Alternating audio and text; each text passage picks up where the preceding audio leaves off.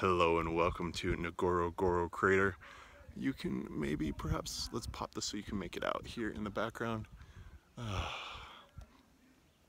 What an adventure. So first things first, this campsite looks out over the crater, which is spectacular. We'll get an early start in the morning, head down into the crater, and then we'll have the duration of the morning to explore. I'm very curious to see. It's so much more lush and verdant here.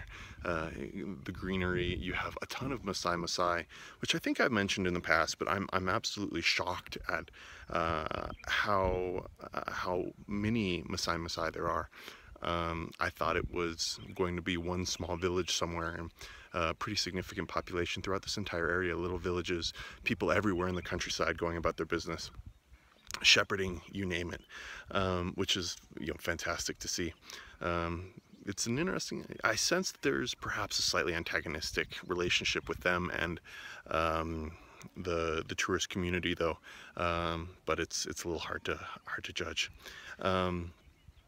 Definitely very difficult people to photograph. I've never gotten turned down for more photos. So you will not see many Maasai Maasai photos. What you will see is a ton of photos of the most incredible wildlife. The luck has been spectacular. I mean, a big part of it is definitely having a full 9 days. It means that we've gotten to spend most of our time in more remote areas to see stuff that is definitely would not normally be, stuff that we were seeing, or if we were rushing, we would definitely miss out on a lot of the things that we've seen.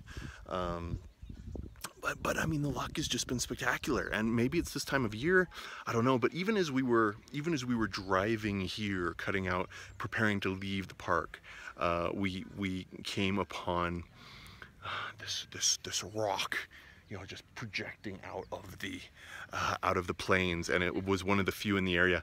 And then sitting atop it were these 3 gorgeous female lions. And then as we looked closer and we got closer, we looked down at the bottom, and there's these 2 gorgeous males that are there, and so the females are looking out and doing these kind of playful, heroic poses, you name it, at the valley, the flatlands, as a long train of wildebeest and zebras have made their way that way. But then the zebra, who are kind of like the police or the guides or the security unit. I mean, I've seen them.